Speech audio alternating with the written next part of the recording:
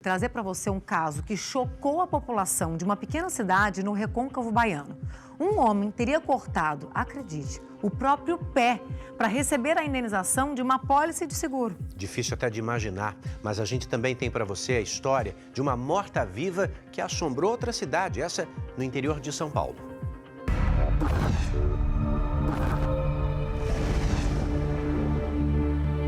Histórias de mistério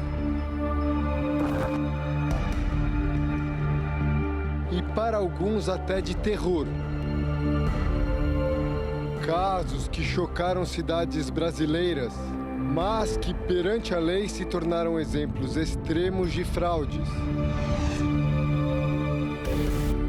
Do homem que teria cortado o próprio pé para conseguir uma indenização milionária, até o falso enterro de uma morte que nunca aconteceu. Tudo falso e por dinheiro.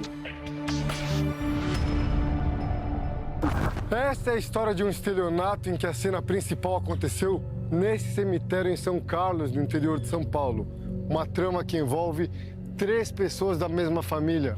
Elas fizeram 5 seguros de vida em nome de uma mulher em situação de rua. Pouco tempo depois, conseguiram um atestado de óbito e simularam o enterro dela bem aqui. Aí elas tentaram receber as apólices que juntas totalizavam mais de R$1 milhão, mas as seguradoras desconfiaram e conseguiram uma autorização para abrir o caixão. Foi então que toda a farsa foi descoberta. Para contar como aconteceu esse golpe quase perfeito, o Domingo Espetacular ouviu personagens dessa história que ficou conhecida como o caso da morta-viva. O nome da vítima é Cristiane da Silva. Na época do golpe, ela tinha 39 anos. A Cristiane era uma moradora de rua, né? Que apareceu aqui no quarteirão e todo mundo gostava dela. Segundo a justiça, o golpe foi planejado pelo agente funerário Eduardo Bezerra da Silva, a filha dele, Sara Bezerra Pogogelski, e o genro dele, Thomas Christian Miller Pogogelski Lopes, que é corretor de seguros.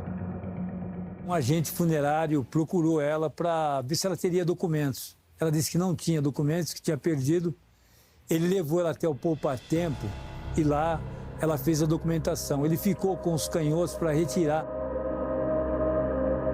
Com os documentos de Cristiane, Eduardo pediu para Thomas fazer as apólices de seguro. A filha dele seria a beneficiária em caso de morte. Os seguros estariam avaliados em cerca de R$1.400.000 que eles receberiam, que era o valor que receberiam pela morte da Cristiane. O trio contou com a ajuda de um médico. Ele atestou a morte de Cristiane, que na verdade continuava morando nas ruas. Eles montaram a morte da Cristiane, apontando que ela havia falecido em casa, através de um médico também que ele conheceu. O médico alegou que, por ignorância, ele não viu o corpo. E aí aconteceu o enterro da morta-viva. O pessoal que enterrou disse o quê? Que estava muito leve? Que na época estava leve e na hora de descer o caixão fez um barulho. Aí desconfiaram? Aí desconfiaram. Mas teve cerimônia, tudo, o pessoal chorando? Teve. Quando os golpistas requisitaram o valor milionário, as seguradoras começaram a investigar o caso e encontraram Cristiane viva. Chegou um certo dia que ela chegou aqui para mim e falou o seguinte: Sandra, eu tô morta. Eu falei, morta? Como assim morta? Ela falou, estou morta. A gente estava falando ali de mais ou menos 3 milhões em apólices de seguro de vida, em 4 ou 5 seguradoras, com proximidade entre contratação e evento, né? Ou seja, todos os indícios ali de que a gente estava diante de um caso minimamente suspeito. A investigação durou 3 anos. Para provar que tudo era uma farsa, a justiça determinou a exumação do corpo. E quando abriu? Todo mundo ficou surpreso na hora, né? Aí o delegado falou, tá aí a fraude que a gente suspeitava.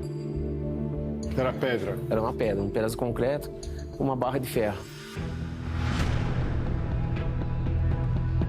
Casos como esse não são isolados. A pequena cidade de Amélia Rodrigues, no interior da Bahia, se tornou palco de um grande escândalo que envolvia a amputação de um pé e um seguro milionário. Entre junho e julho de 2019, o servidor público Vanderlei dos Santos Gomes teria contratado 4 seguros de vida e acidentes pessoais. As apólices somadas previam indenizações de até R$1,5 milhão para o caso de invalidez. 6 semanas depois de fazer as 4 apólices, Vanderlei tentou receber R$1,5 milhão dos seguros.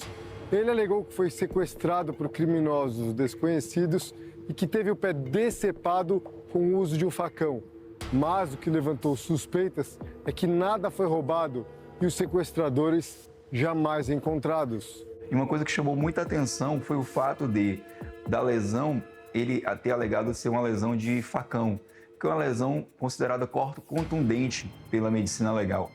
Por outro lado, a perícia, né, que a gente requisitou, a perícia médico-legal, identificou se tratar de um caso até cirúrgico. Isso não faria muito sentido dentro de um roubo comum ou mesmo dentro de um sequestro, né? Então isso chamou bastante a nossa atenção. A seguradora iniciou uma investigação que deu origem ao inquérito policial e depois ao indiciamento de Vanderlei sob acusação de fraude. Provavelmente ele procurou alguém que tenha noção, até talvez um médico, um enfermeiro, alguém da área médica para poder cortar, né, esse pedaço, né, do membro do pé. O caso se arrastou por anos. Em 2025, Vanderlei foi condenado a 2 anos de prisão em regime aberto e ao pagamento de multa. A defesa dele tentou recorrer, mas a Justiça da Bahia negou. A produção do Domingo Espetacular tentou contato com Vanderlei e a defesa dele, mas não obteve resposta. Sinistro é o termo que as seguradoras utilizam para determinar um evento que precisará ser coberto ou indenizado pela apólice de seguro. De acordo com a Confederação Nacional das Seguradoras, até o primeiro semestre de 2025, as despesas com este sinistro somaram mais de 22 bilhões de reais. Desse total, quase 3,5 bilhões foram gastos em casos considerados suspeitos. Entre os sinistros considerados suspeitos e investigados, mais de 30% tiveram as fraudes comprovadas. O valor do prejuízo ultrapassou os 700 milhões de reais.